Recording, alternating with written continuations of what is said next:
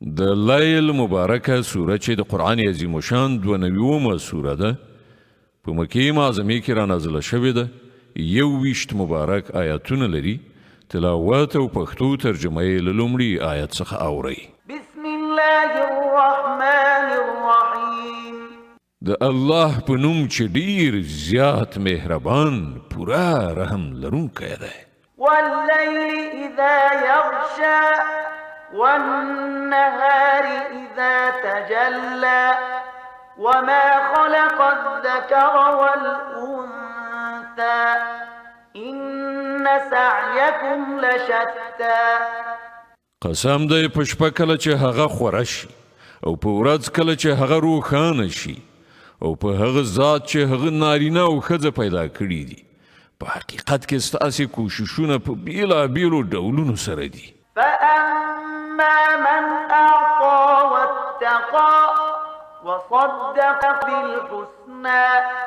فسنيسره لليسرى نو چا چې د خدای په لاره کې شتمني ورکړه او د خدای له نافرمانۍ نه یې پرهیز وکړ او نیکي رښتینې کړه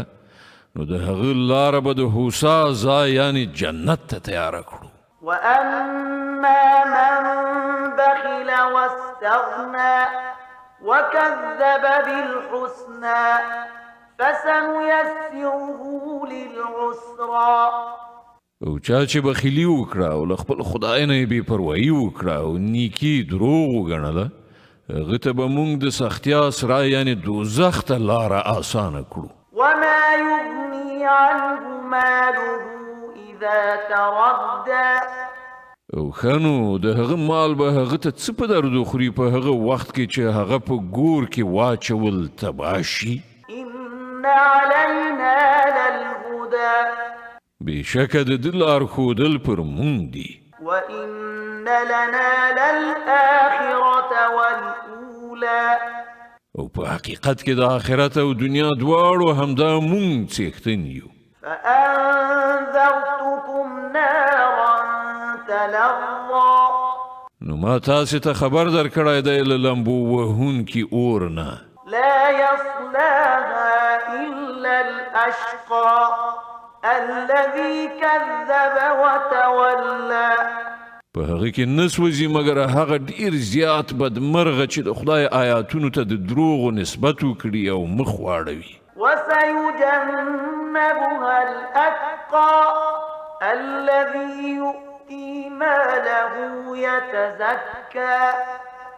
او له هغه نه به په ډډه شي هغه ډیر ښه پرهیزګار چې د سپېڅلتیا په خاطر خپل مال د حق په لاره کې لګوي وما لأحد عنده